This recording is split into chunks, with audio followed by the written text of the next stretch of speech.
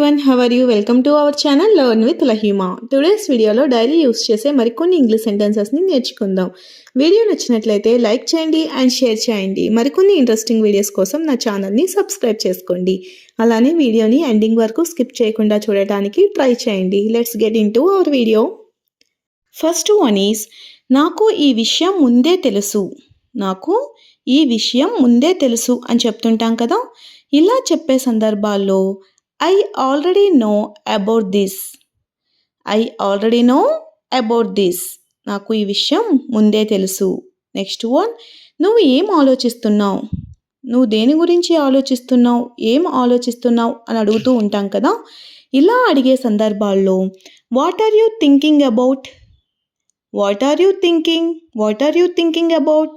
Okay, so the next one, నేను చెప్పింది గుర్తుందా? నేను ఏం చెప్పానో నీకు గుర్తుందా అని అడుగుతూ ఉంటాం కదా. ఇలా అడిగే సందర్భాల్లో do you remember what I told you? Do you remember what I told you? నేను ఏం చెప్పానో నీకు గుర్తుందా?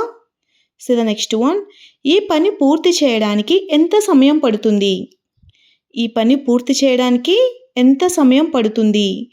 దీనిని ఇంగ్లీష్లో ఏ విధంగా చెప్పాలంటే how long will it take to finish this work?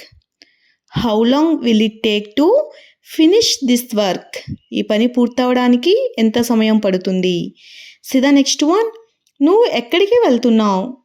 నువ్వు ఎక్కడికి వెళ్తున్నావు అని అడుగుతూ ఉంటాం కదా వేరే వాళ్ళని. అలా అడిగే సందర్భాల్లో ఇంగ్లీష్లో where are you going? Where are you going? నువ్వు ఎక్కడికి వెళ్తున్నావు? Okay, so the next one, నేను ఇప్పుడే భోజనం చేశాను. నేను ఇప్పుడే భోజనం చేశాను అని చెప్తుంటాం కదా. ఇలా చెప్పే సందర్భాల్లో I have just had my meal. I have just had my meal. నేను ఇప్పుడే భోజనం చేశాను. సో ద నెక్స్ట్ వన్, నాకు ఆ ఐడియా చాలా నచ్చింది. నాకు ఆ ఐడియా చాలా నచ్చింది అని చెప్తుంటాం కదా.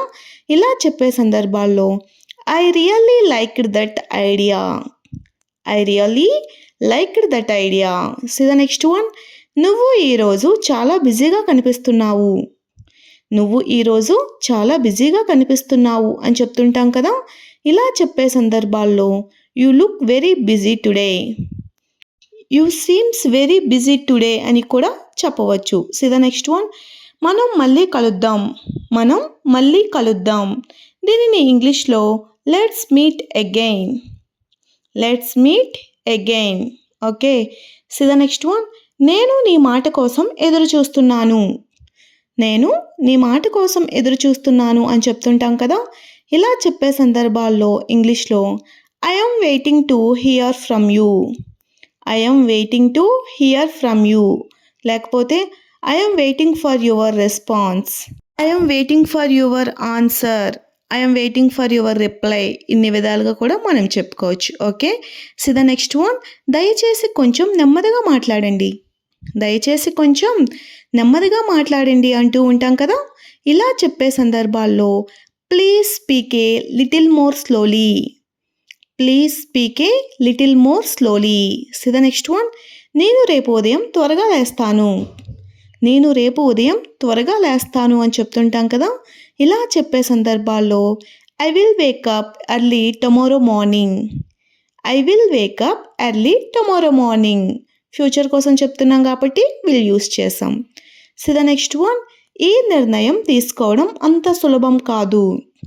ఈ నిర్ణయం తీసుకోవడం అంత సులభమేం కాదు అని చెప్తుంటాం కదా. ఇలా చెప్పే సందర్భాల్లో it is not easy to make this decision.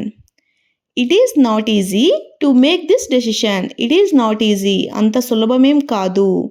So the next one, నువ్వు చెప్పిన విధంగా నేను చేస్తాను. నువ్వు చెప్పిన విధంగా నేను చేస్తాను అని చెప్తుంటాం కదా. ఇలా చెప్పే సందర్భాల్లో I will do it the way you said. I will do it the way you said. నువ్వు చెప్పిన విధంగా నేను చేస్తాను. సో ద నెక్స్ట్ వన్, ఈరోజు నా రోజు చాలా బాగా గడిచింది. ఈరోజు నా యొక్క రోజు చాలా హ్యాపీగా గడిచింది అని చెప్తుంటాం కదా. ఇలా చెప్పే సందర్భాల్లో I had a very good day today. I had a very good day today. Thanks for watching. If you like this video, please do like, share and subscribe guys. Thank you.